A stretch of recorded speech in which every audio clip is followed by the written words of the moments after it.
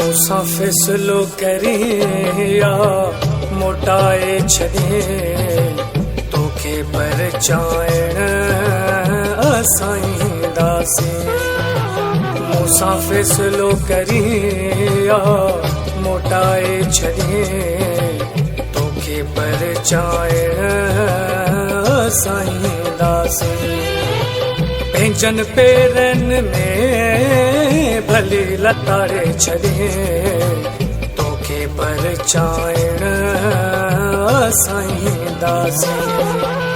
मूंसां फ़ैसिलो करिया मोटाए छॾे तोखे परचाइण असां ईंदासीं।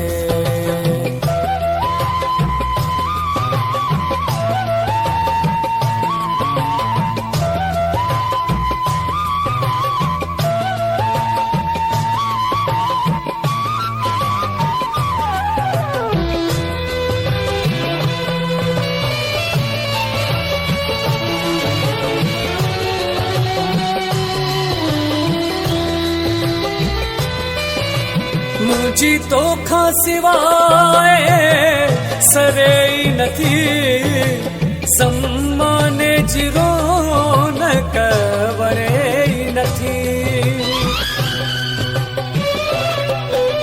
मुंहिंजी तोखां सिवाए सरे ई नथी सम्माने जी रौनक वरे ई नथी। बोड़े छॾिया तारे छॾे तोखे परचाइण असां ईंदासीं। पंहिंजनि पेरनि में भली लताड़े छॾे तोखे परचाइण असां ईंदासीं। मूंसां फ़ैसिलो करिया मोटाए छॾे तोखे परचाइण असां ईंदासीं।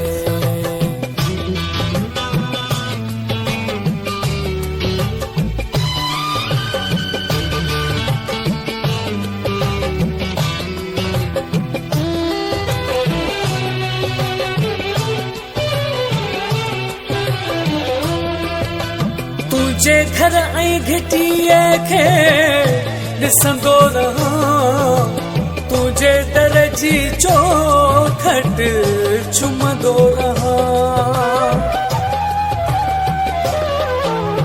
तुंहिंजे घर ऐं घिटीअ खे ॾिसंदो रहां तुंहिंजे दर जी चौखट चुमंदो रहां। माफ़ी ॾिया उथारे छॾे तोखे परचाइण असां ईंदासीं। पंहिंजनि पेरनि में भली लताड़े छॾे तोखे परचाइण असां ईंदासीं। मूंसां फ़ैसिलो करिया मोटाए छॾे तोखे परचाइण असां ईंदासीं।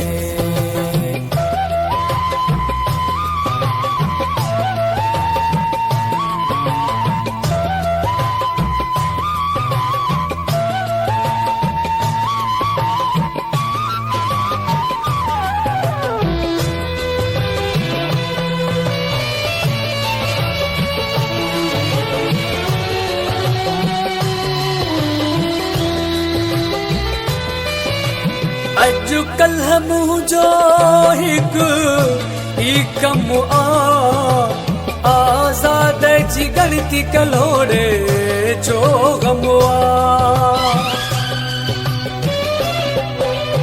अॼुकल्ह मुंहिंजो हिकु ई कमु आज़ाद जी गणती कलोड़े जो ग़मु दादूअ में भली मूंखे रुलाए छॾे तोखे परचाइण असां ईंदासीं। पंहिंजनि पेरनि में भली लताड़े छॾे तोखे परचाइण असां ईंदासीं। मूंसां फ़ैसिलो करी आ मोटाए छॾे तोखे परचाइण असां ईंदासीं। तोखे परचाइण असां ईंदासीं। तोखे परचाइण असां ईंदासीं।